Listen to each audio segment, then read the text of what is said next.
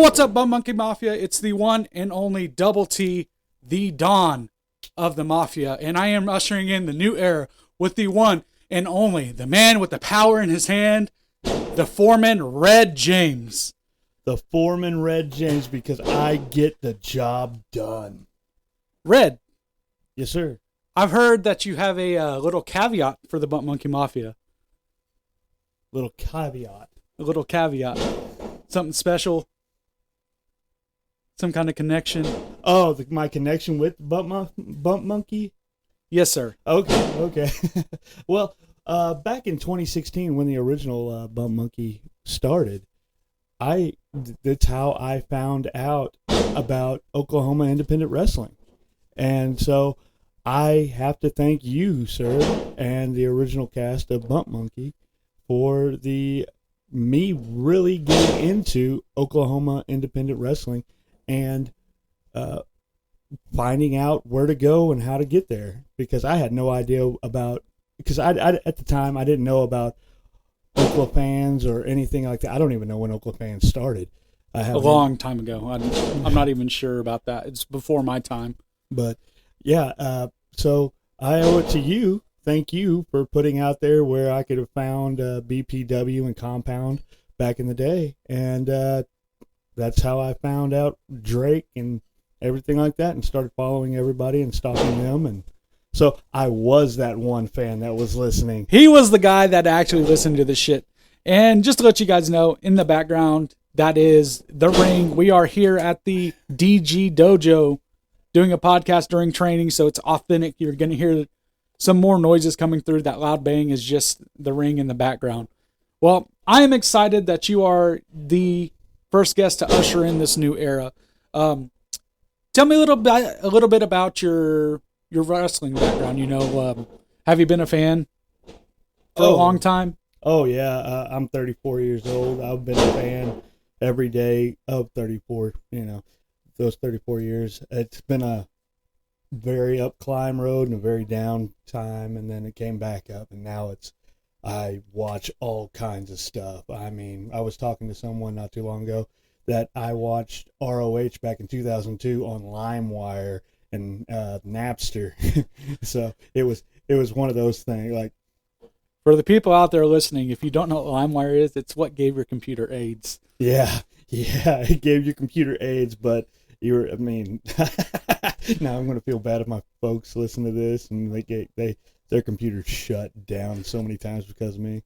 I actually have a funny story. So I didn't have a computer in my house until like maybe 2007, 2008-ish. That was my freshman, sophomore year of high school. My parents finally decided to pull the trigger and buy one. Well, I completely LimeWired. At that time, I believe it was FrostWire is when it transferred to FrostWire because they took LimeWire away. But I ended up going back to that computer years later because it went to my sister, and it was just so slow from everything that FrostWire put on there.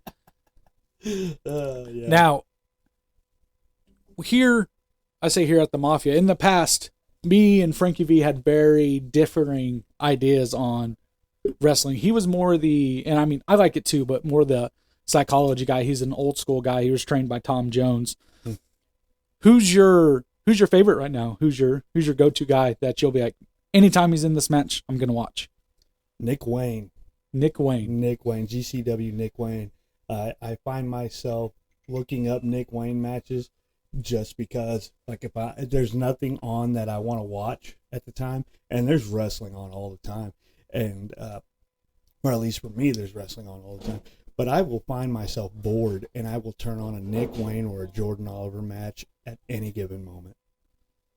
So one of my favorites right now is The Cleaner. Yep. And he came back last night. Spoiler alert. I don't care. You should have watched it already. It's been all over the Facebook. I couldn't watch the match. Yeah. I saw him come out with the shoulder strap. Yeah. I saw a couple of the moves, and I was like, I just can't watch this. Yeah. My wife told me it's a very, very good match. It finished great, but I just can't do it. So you're a big GCW fan? I wouldn't say a big GCW. Yeah. Okay. I'm a big GCW fan. So do you like that ultra-violent style that sometimes comes across.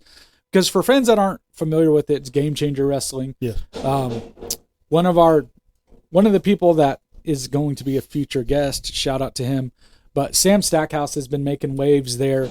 And of course, if you guys follow AEW Dynamite, the big whole Nick Gage controversy with the whole pizza cutter before I believe it was the Domino's commercial or something like that. During it, yeah, the picture-in-picture. I think it was brilliant. Yeah. But some of those guys are very, very, it's a very eclectic group of wrestlers, kind of like ECW back in the day had a cult-like following. CZW has a cult-like following. But there's a lot more hardcore, ultra-violent is what they call it, or what CZW calls it there, like Joe Janela and all those guys. But you also got some other guys out there that are just a joy to watch and that are just killing it. Yeah.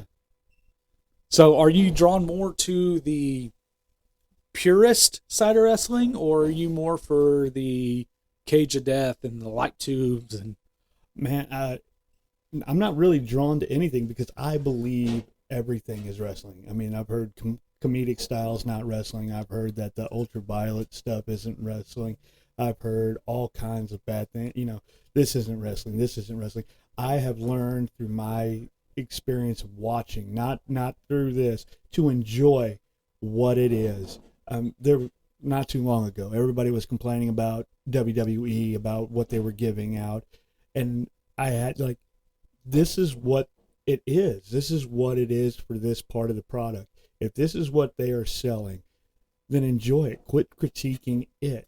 Just enjoy the wrestling. And that's my mindset. I love all kinds of wrestling. Yes, there are bad matches. There are bad, things. But I enjoy wrestling for what it is. So to say that I'm drawn to the ultraviolet style, not so much. I'm not drawn to one style.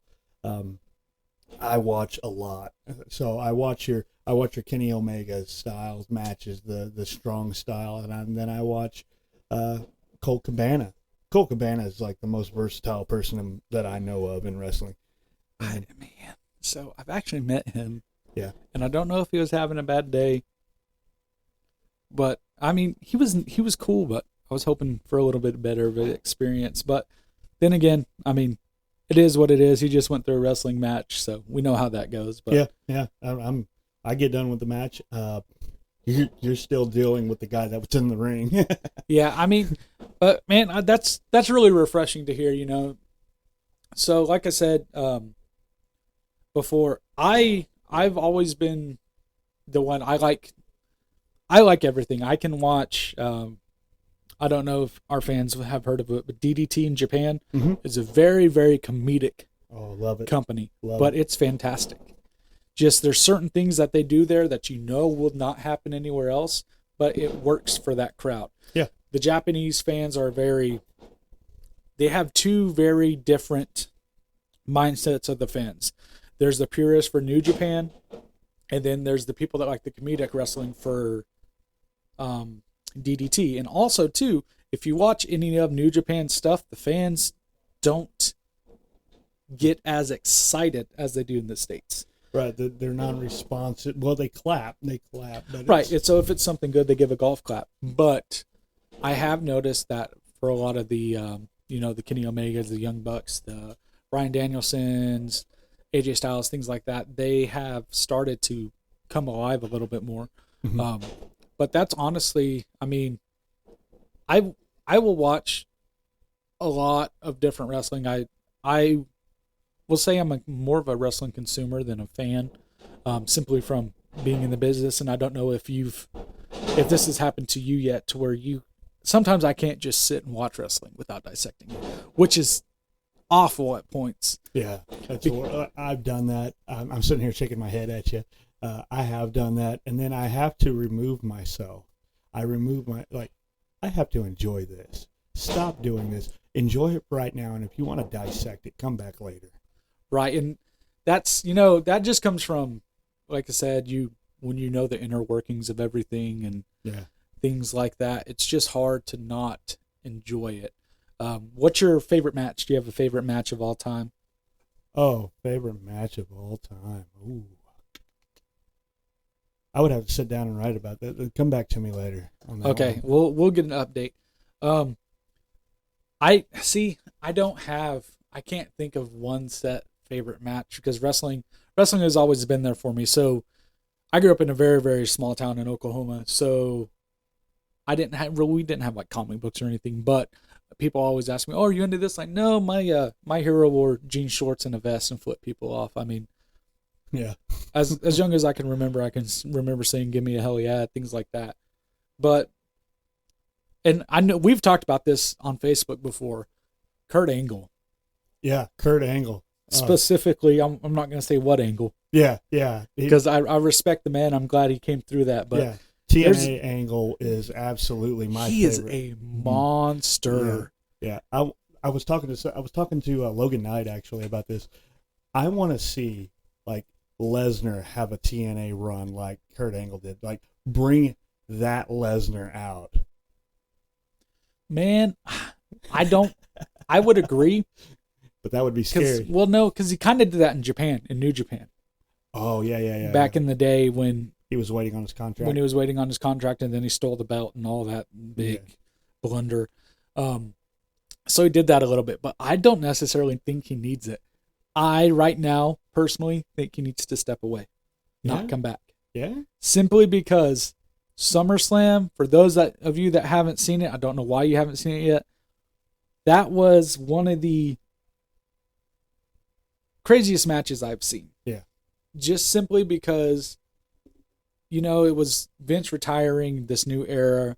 Supposedly, dirt sheets are saying that this guy walked out and this happened. Yeah. But the fact that you saw like a joyous Brock Lesnar, considering his journey, from where he left when he was facing Goldberg and that blunder of a match at Mania with Stone Cold and all that involved, to him coming back, having the run, because I mean, the past 2 years we've gotten the Beast in the Bank, which I absolutely loved. I loved it. Beast in the Bank was awesome. Beast in the Bank was great. But the fact that he just went out on such a high note and he had fun when he was going out.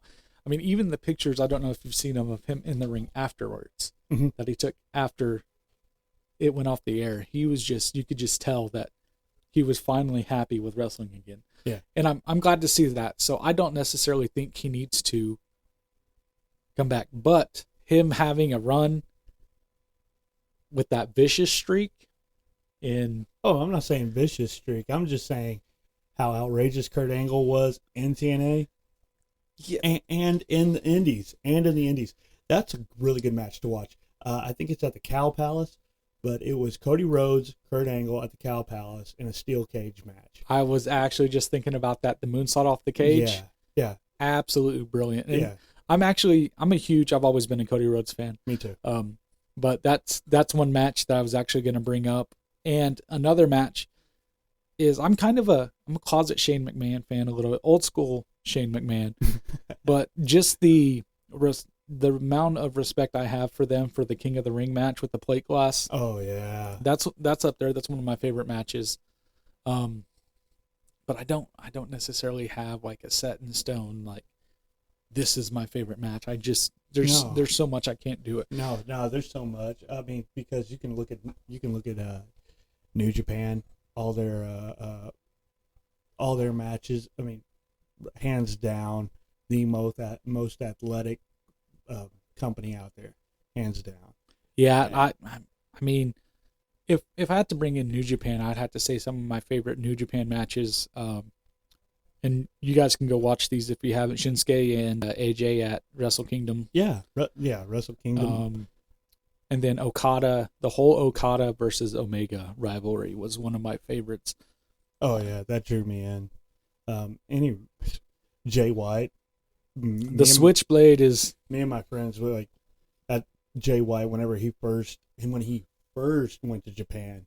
And then he went out, and then he came back. Back when he first went to Japan is when me and my friends started watching New Japan heavily because we were like, oh, man, we got to watch this guy. And I remember Kenny Omega giving him that Bullet Club shirt. And I was like, no. And then he threw it back at him. I'm like, yeah, now he's the leader. And I'm like, oh, yeah. Yeah, I mean. Bullet Club could die, and it'd be okay. man, it just it got too big. They basically NWO'd it, which is funny that I tied that in. So I don't know if I don't know if this story's been told on the podcast, but I'll go ahead and tell it anyways if it has.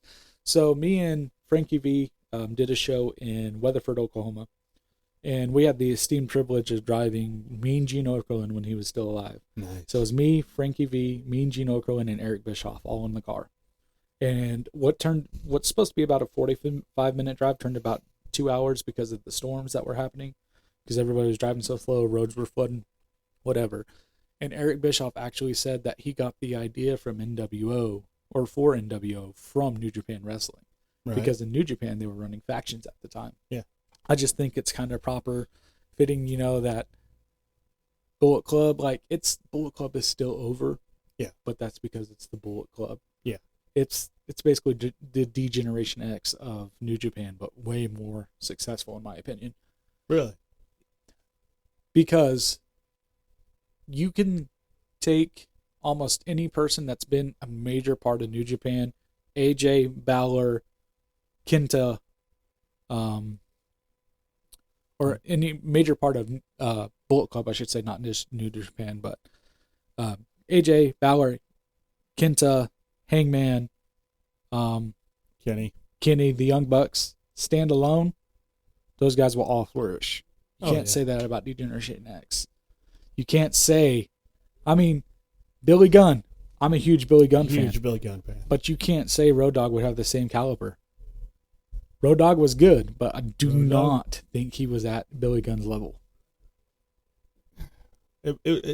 Because they ended, and then their runs with WWE at first, whenever they first went to TNA, both of them did. They were both having problems. I think if he didn't have those problems, I think he would have flourished. But that's hard to say. I wouldn't want to give that to Road Dogg. I think Road Dogg could have flourished in TNA if he didn't have those problems. Yeah, I can say that, but still, in my opinion, this is just my opinion. Yeah. And I love the New Age Outlaws. I loved the dumpster matches. I loved the run-ins with Chainsaw Charlie and Cactus Jack, Mankind, whatever. By the way, Chainsaw Charlie, I absolutely just label it Terry Funk and get it over with. I hated that run. I have watched it. I hate it. I even hate the toys and the video games. I mean, it is a grown man in spandex. I mean, not spandex, but it was the hat, pantyhose, the pantyhose over his chest. Oh my. Yeah, I'm just saying, I like the New Age Outlaws, but personally, I think that if you took Road Dogg in his prime and Billy Gunn in his prime, and it was pure a match, I personally think Billy Gunn would come out on top. Oh yeah. I do not think that Billy Gunn got a fair shake out of that whole deal.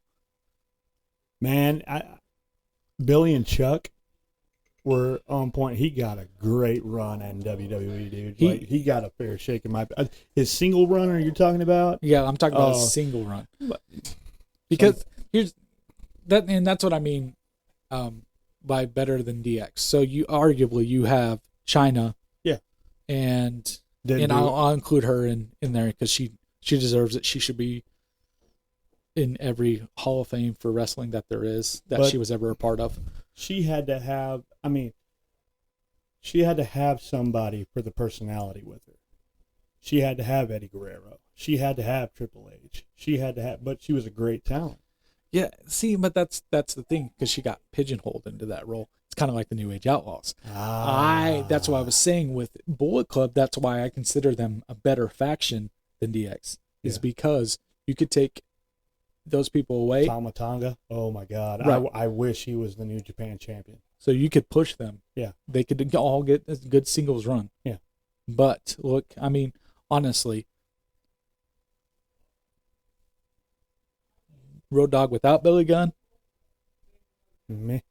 Yeah, I see what you're saying now. So that's my whole point on it. But that was my my takeaway from that.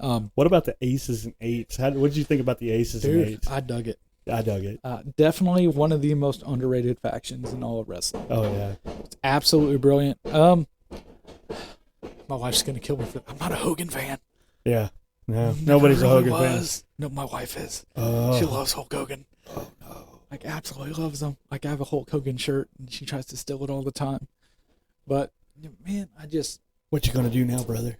She's gonna hear this. Yeah. What you gonna do? Watch, I'm gonna get to meet Hulk Hogan now for some reason. You're the guy that said you hated my podcast, brother.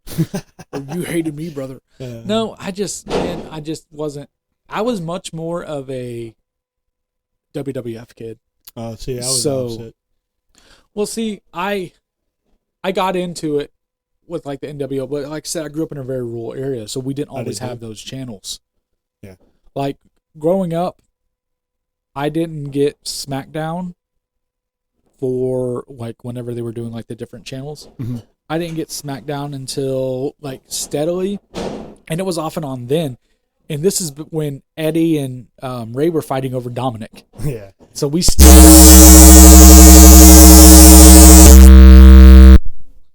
I messed up. So I didn't have that until Eddie and Ray were fighting over Dominic. So we still didn't have it then. So how old are you? I am turning 30 this year. Dirty 30. Dirty 30. Congratulations. I'm 34. So we remember the same stuff anyways. So, my great grandfather got me to watching wrestling because he wanted somebody to watch wrestling with, and he lived with us. My great grandfather, and he lived in a trailer. I lived in a rural area on a cattle farm, and so he would come up, and he would come up to the house and watch WCW, and it was right at the beginning of Monday Nitro. So I remember very vividly Lex Luger coming out and doing that. I remember that, and we only watched WCW. That was it. We watched WCW, NWA Saturday nights before then, in '94, and everything was Ric Flair. Everything was Ric Flair. Hulk Hogan didn't matter. So Hulk Hogan was there, but he was skinny Hulk Hogan. Right, that was like during his whatever that TV show he was doing in between WWF and WCW. So the only Hulk Hogan that I remember being around a lot was NWO Hogan. So I hated it. And the only person I can compare the NWO to at the time with my feelings was Paul Heyman when he was managing CM Punk. I would see him on television, and I would walk out. They would work me so good that I would walk out. Didn't want to listen to it. Didn't want to hear it. So I loathed the NWO. Oh, at the time, I loved like Scott Hall, Kevin Nash, Luger, Stan. I loved the Wolfpack and all that. I loved it. Loved rewatching it, watching it. But they would work me so bad that I would walk out, just the TV on. My grandpa would be like, "Why are you walking out?" I was like, "Man, I can't watch this. Can't watch it." They would make me so mad.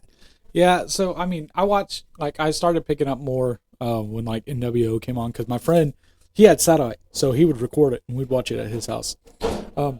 But I am a massive Wolfpack fan. I actually, when I got married, me and Frankie V, because he's an ordained minister. He's the one that actually married me and my wife. Oh, that's awesome. We walked out to the Wolfpack entrance. So I walked down the aisle with one of my best friends to officiate my wedding to the Wolfpack song. Oh, that's awesome. And I told my wife that's all I wanted.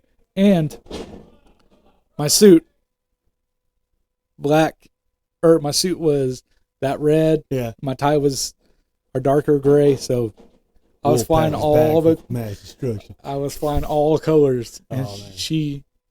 Finally we watched an episode or something, and she was like, "You had that all planned." I was like, "I told you I wanted one thing, and I wanted to come out to the Wolfpack," and so I did. But yeah, I mean, like I said, and that's another thing I love about this whole AEW thing is it's definitely giving off the vibes of a good time for professional wrestling again. Oh yeah. Because you have so much different varieties to watch. And I hate people online that are, oh, this is good, or oh, this is bad. Yeah, And, watch it for what it is. Watch it for what it is and enjoy it. I mean, I've complained about Vince McMahon in the past and things like that. That's just simply because I don't think they need a 3-hour television show. And Mean Gene Okerlund, before he died, actually tried to call Kevin Dunn in the car on the way home from that show to tell him that he needs to cut that shit out. Those were his exact words. But yeah, I don't see why they need a 3-hour show. But I definitely think professional wrestling, it's weird when you follow it. Like you said earlier, there's ups and downs with it. So it'll be really, really hot. You have like the golden ages, and then you have that weird era of Kevin Nash coming out as a wizard, and the Trash Master, and Isaac Yankem, and all the weird characters that didn't make sense. Yeah. And then you come out of that, and you have the Attitude Era, which is like gave birth to like the NWO and Stone Cold Steve Austin and shoot style stuff. Huge things. Bret Hart, the name Bret Hart, because you wouldn't have used he was the next generation, but you wouldn't have used Bret Hart in the names. I mean, it was kind of weird that they even used Hulk Hogan as a name, but the show Hulk was a big thing. Right. So who's your GOAT? Oh, my GOAT. Your GOAT. And I'm gonna press you. It has to be. You have to choose one. You can't. Yeah. You got to choose a GOAT, man.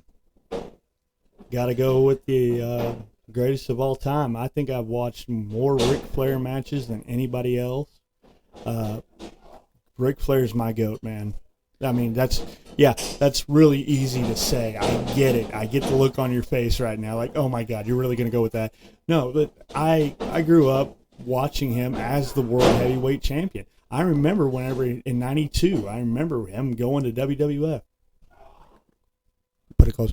I remember him going to WWF with the title, and so he was the greatest of all time for me. He really was. So, did you watch his last match? Man, for how much it pains me, I have not watched it. I haven't either, and I don't know if I want to. I have watched pretty much the whole entire card except for that match. I will tell you right now that the very opening match between the American Wolves and Motor City Machine Guns, epic. Loved it. I'm a huge. I remember watching TNA on ESPN back in the day, and then before it became on ESPN, when it was like the ugly red, like yellow letters, before it blew up on Spike TV, and then Hogan came in and ruined it. But really, did you really think you ruined it? I mean, that was Aces and Eights. That was Aces and Eights, but that was one of the last good things for me out of there. I mean, yeah, of course you have the Main Event Mafia, which was good just because of the players in there. You had Samoa Joe, AJ, Sting, Angle, all those guys. You put Booker T, Mick Foley. Right, you put any of those guys in there. Yeah. But that honestly, it was starting to become too much like the other promotions. Yeah. It was its own standalone, like AEW. Is its own promotion. Mm-hmm. It's wrestling, but it's not like WWE. That's why back in the day, WCW worked. It was a completely different animal. Yeah. To me, when they became too much alike, is when Vince was able to step in and be like, all right, it's over. I'm going to dominate this. Yeah. So I felt like when they brought Hogan in, and I mean, I'm just speculating just based on interviews and things that I've watched and all the stuff I've consumed over the years. We all know how his politic game is. So that's just what I'm going to assume. Now, for me, I think my GOAT would have to be Triple H. See, I have heard that many, many times. I've heard I'm not arguing with it. I'm not. He is definitely on my Mount Rushmore. Like, I'm not giving that out. Triple H, you go back and watch all his matches.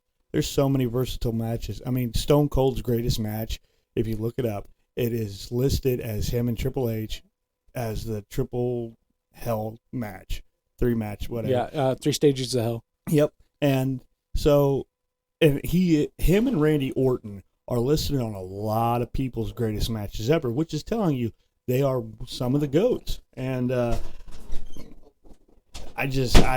he's not on my list because I didn't grow up watching it. I know that for a fact, as I am being very picky about who I'm saying is a GOAT because I didn't grow up watching them. So I heard a very interesting, disgusting discussion the other day.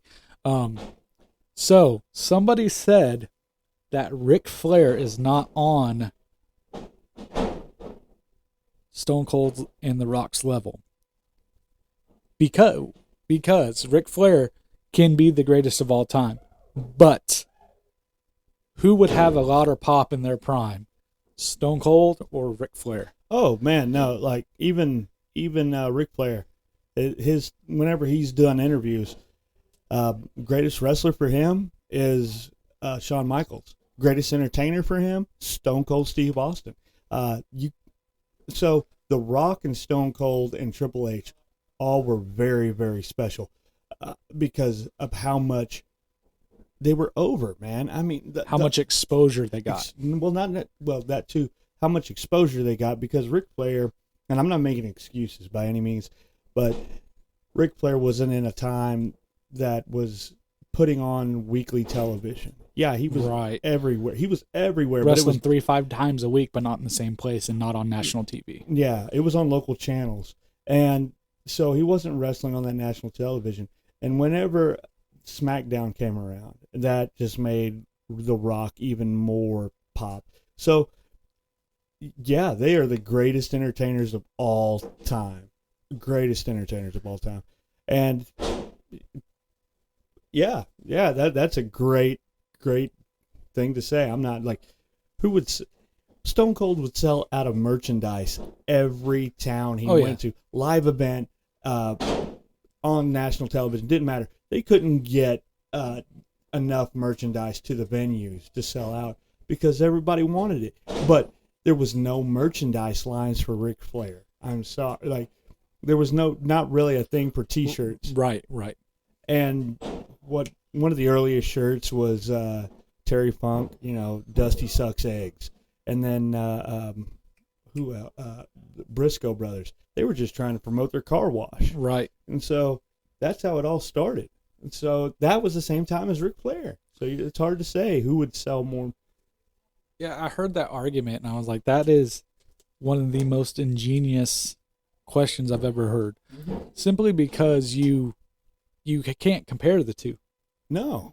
So arguably Ric Flair, and I mean, for those of you that don't know, if you're a younger generation, back in the day, wrestling used to be territories. So before Vince McMahon took over WWF, his father was running it, and it was territory shows.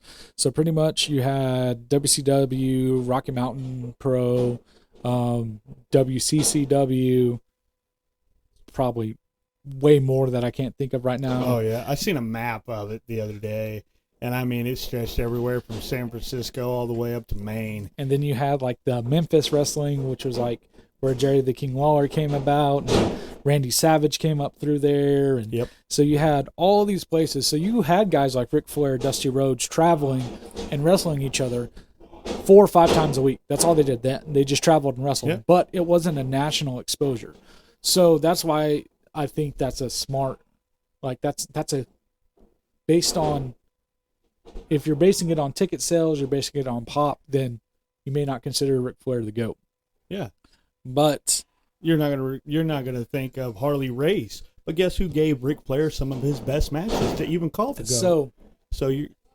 I honestly, and my opinion has changed recently. I honestly used to think Harley Race was the greatest of all time. Yeah. Simply because he always had good matches. You see his style in a lot of people. Oh. Triple H is a main example. Just the way he did things, because Triple H was trained by Harley Race. That's one of the people that trained him. But I mean, I hear people say, Undertaker is the greatest wrestler of all time. I'm a huge Undertaker fan. I was visibly upset. I was supposed to go to Dallas this year to WrestleMania, Oh. and then he got announced Hall of Fame, and I didn't get to go. I was extremely upset. The reason I didn't get to go is because something happened. Got double booked. Event got canceled, so I ended up just sitting home watching Mania.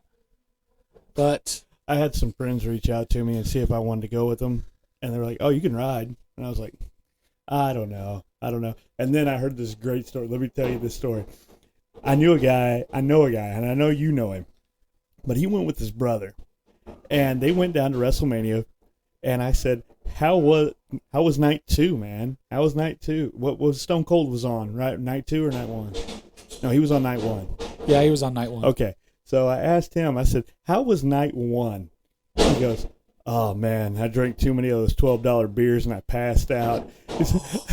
He was passed smooth out, and his brother's right there. He goes, but guess what? I said, what? He goes, I got upgraded to the 4th row. I was like, you got upgraded to the 4th row? He goes, yeah. He goes, guy gave us 2 tickets. He came and got us. We got upgraded, but he was passed out in the chair by the second match, and he could he just left his brother there. I mean, I'd do the same thing. Yeah, he left I definitely would. Oh yeah, and I'm on Snapchat with him, and I seen his brother right there, and up by the ring. It was great for him, but yeah. And then I looked at him. I was like, "So how was it?" He goes, "Man, it was a good time. I partied in the parking lot, got in the show, passed out." So, I have ruined wrestling shows for my wife. Oh yeah. Simply because I proposed front row at SmackDown in Tulsa. Ooh. It was funny. So we're getting in line, and Sam and Chelsea are behind us. Oh yeah. And somehow it all worked out. They were sitting 3 rows behind us. And I was like, hey, I need you guys to film something. And she couldn't figure out why I kept going back there. And then I had the ring in my pocket the whole time. I had to go through security, and they wand you. Yeah. So I talked to security, make a deal with the guy. He pulls me to the side, acts like he checks me all this. So we get up there, and I propose and everything. Well, then is when the mixed match challenge was going on. So it was AJ, and it's when I think AJ and Charlotte won. Okay. So AJ jumps the guardrail and starts talking. Oh yeah, AJ's notorious. So he comes around the corner, and I talk to him, and I'm talking to AJ Styles, and I was like, hey, I just proposed to my wife. He's got the mic in his hand, and I can show you the video later. And he was like, oh yeah, where's she at, brother? I was like, she's right there. So my wife has her back to me because she's looking at the crowd, looking forward. And AJ just comes up and puts her arm around her neck, his arm around her neck. Now, my wife's a huge AJ Styles fan, huge. She loves his hair. She's like, just that hair. It's majestic. I want him to get rid of it. To be honest, I want TNA AJ. Oh Styles. yeah, I don't want TNA. I want New Japan, the emo haircut type. Yeah. So AJ proceeds to do a yes chant with my wife because she's like, did this man just propose to you? And she was starstruck. And she's like, what did you say? So I took the mic. I was like, she said yes, and the whole crowd is doing the yes chant. Oh, that's sweet. So I ruined pro wrestling, or not pro wrestling, live events for my wife. I feel bad. Now, we'll get back more to the local scene. I love talking wrestling, but I kind of want people to get to know you for you. Who do you want to wrestle in the state of Oklahoma that you haven't yet? Oh, I want to wrestle everybody, man. I really, really do. I enjoy getting in there in the physicality of wrestling. So to say, I know I'm not on a lot of people's levels. I know I am not on a Tommy Dean level. I know I am not on a Luke Langley level. I know those guys that have put in 10 years or more into wrestling, and I'm not on their level. So I wouldn't want to do them the disservice of having a horrible match. So right now, I want to wrestle brawlers. Not brawler Morrison, but I want to wrestle brawler type wrestlers till I'm able to hone my craft of being up there with some of the people that I really, really enjoy. And I really, really enjoy Brawler Morrison. I really do. I'm not doing him and downing him. I want to wrestle all kinds of people. I really, really do. Double D. Double D. Oh, my goodness. So back when Bump Monkey first started, I went to a show, and this was back when it was still IWR. I went to a show, and I want to say Heddleton, maybe? And it was Fuego del Sol, Double D, and this was I don't know if you saw him back then, but he used to have Use the Force. That used to be his gimmick, and he used to chop everybody with his hand like this. You guys can't see it, but basically like the Vanilla Ice sign, but all your fingers up. He used to chop people like that. Spock. Yeah, Spock. So I got to see, I said Vanilla Ice. I'm not a nerd. I am, but I never watched Star Trek. But anyways. What? Yeah, what? Yeah. I'm not a Star Wars fan either, man. I'm not sorry a Star Wars fan. I have not. watched all the shows, but I'm a Star Trek fan. No, I'm not. I watched Stargate with my dad a couple times, but that's it. Yeah. But so in this show, I saw Ricky Starks, Fuego del Sol, and Double D in a, I think it was some other guy. I can't remember his name, but it was a Fatal 4-Way.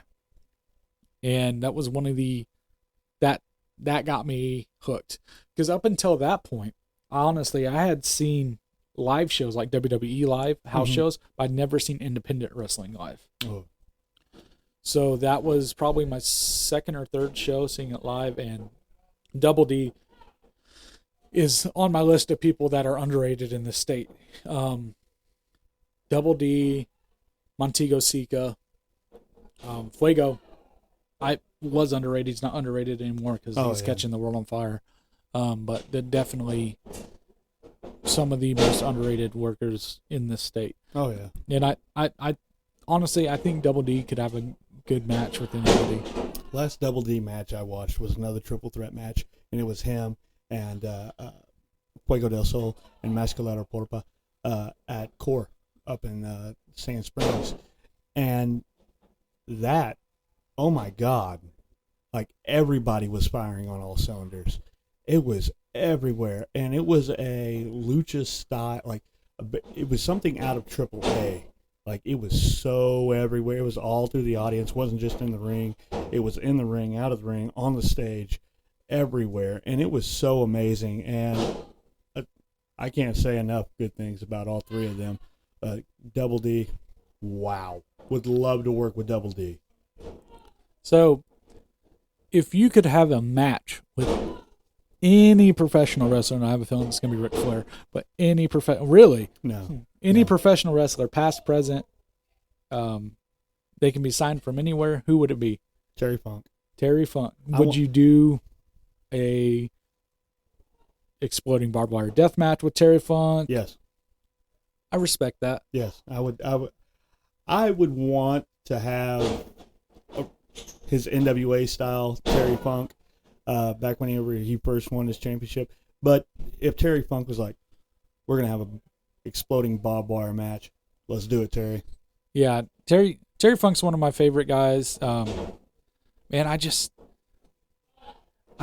so weird. Like, I like the flippy stuff, but then I like technical wrestlers. Like, here's the thing, too, man. Here's another thing about wrestling that I had to shut up and just take from wrestling was whenever you say these things about wanting to do barbed wire, wanting to do this, and wanting to do that, then all of a sudden it's booked because you get somewhere and you say these things, and then you're like, I don't know if I'm mentally prepared to do this, and then all of a sudden it is a match. And so you have to, like, nut up and shut up, man up. I don't know what audience we're trying to hear, but I mean, it's fine. You have to mentally prepare yourself with what you're fixing to be hit with, and you have to look a man in the eyes and physically do the same stuff to him. Like, there's a point whenever you get in that ring that you're just like, okay, this is what's fixing to happen. It has to happen because of this style of match. Right. And so I can't get on here and be like, I really would love to have a match with Terry Funk, and then you say barbed wire and explode. I've been hit with barbed wire now. I have been. I've been caught in fences. I've been hit with bubbles, shocked. I've been tased multiple times. So not necessarily in a wrestling ring. So when I say this, I am mentally prepared to do that now than I was a year ago when I was like, oh yeah, I really want to be put through a table. Do you know what it takes to put somebody through a table? Yeah, it's not all. It's not that nice. It's not. And so you have to mentally draw yourself to that point. The only reason I said exploding barbed wire death match is because I mean he is the king of the death match. So that's why I'm. Yeah, Texas death match. Yeah. No. So I've actually got a funny story. You talk about you say stuff and it kind of speaks into motion. I'm not going to say where. We showed up to a promotion one time, and they go, "Hey," and it was every match was a cage match, but it's because they couldn't take the cage down once they put it up. Yeah. So, and it's a barbed wire top cage because the ceiling is so low, you can't physically climb out over the top. So, me and Frankie V show up, and they're like, "Hey, you want to be in a cage match?" Look at each other, shake our heads. Okay, let's do it. Who's all going to be in it? Who do we got to talk to? This guy and that guy. Oh, so it's a tag match. No. And that guy. So is it like a 6-man? No. And that guy and that guy and that guy. So I'm like, so is it a 5-on-5? And they're like, oh no, it's a bunkhouse match. Now, I was like, an actual bunkhouse match? Or is that just what you guys are calling it? Oh no. So the object is it's a battle royal inside a steel cage. And Makes absolutely. I'm sorry, that does not make sense to me. So how are you getting out of the? How you? You had to throw people out the door. Oh, okay. Oh yeah. But Yeah. 12 guys inside of a steel cage, and then like no fault to them because I mean I know not everything's gonna go off perfect. But when I saw someone hit the cage and their legs fall out the side, which I'm going to go off on a tangent here, AEW steel cage bugs the crap out of me because every time somebody hits it, they can win the match simply because it's not secured to the damn ring. We saw it happen with Rey Fenix. He hit it and his leg slid down and he got pinched.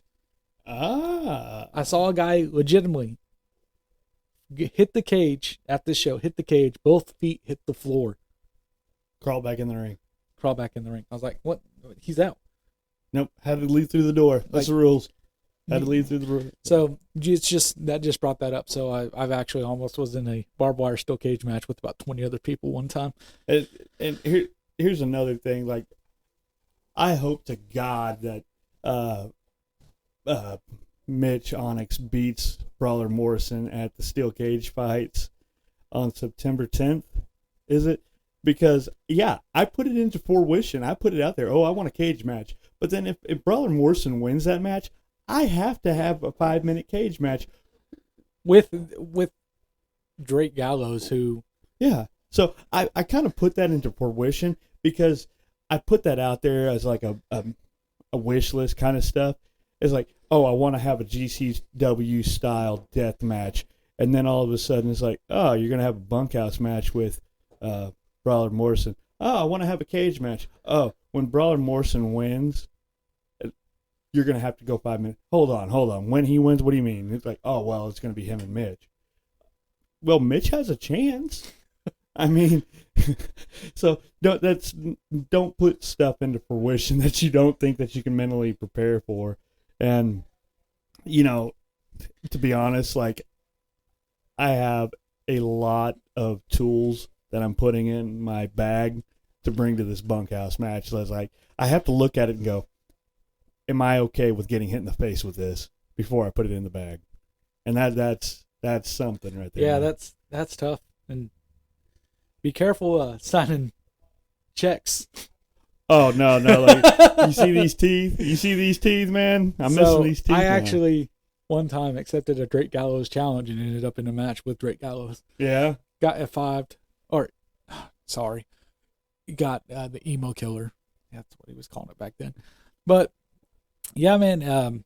So wrestling as a whole, to you and your family seems like it's very important? To me and my wife, to me, it's bonding time. It originally just started with me wanting to live out a childhood dream because there was a lot of things going on in my life at the time whenever I started wrestling. And so I wanted to make sure I knocked stuff off the bucket list. And then my wife started coming to me to trainings. And you know how the chitter chatter goes. Everybody, they want, oh, come on, get in the ring, get in the ring. And then my wife finally got in the ring. She's doing refereeing, and she's training to be a wrestler. Whether or not she's going to go out on that limb, she's taking bumps as much as I am now. Training three times a week, almost 4 times a week, in the gym. So it's bonding time with me and my wife when it was just something fun for me. And she's not taking away nothing at all from wrestling for me. My son's too old. He thinks wrestling's nerdy.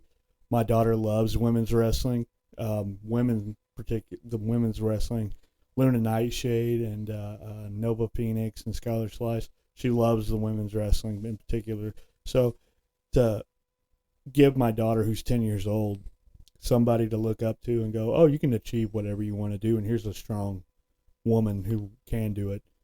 You know. Yeah, my 2-year-old, she every time Luna Nightshade comes out, she loves it. We got a little gift of her dancing last time she came out. It was absolutely great.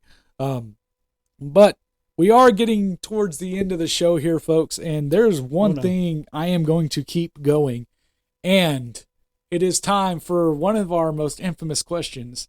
What weapon?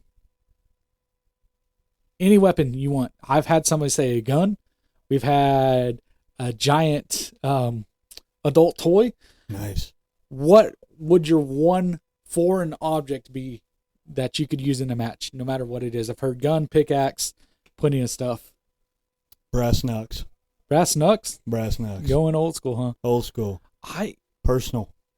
I saw someone at Mid-South, Bud Barnes, use a roll of quarters one time. Yeah. And I want to use a roll of quarters on somebody so bad.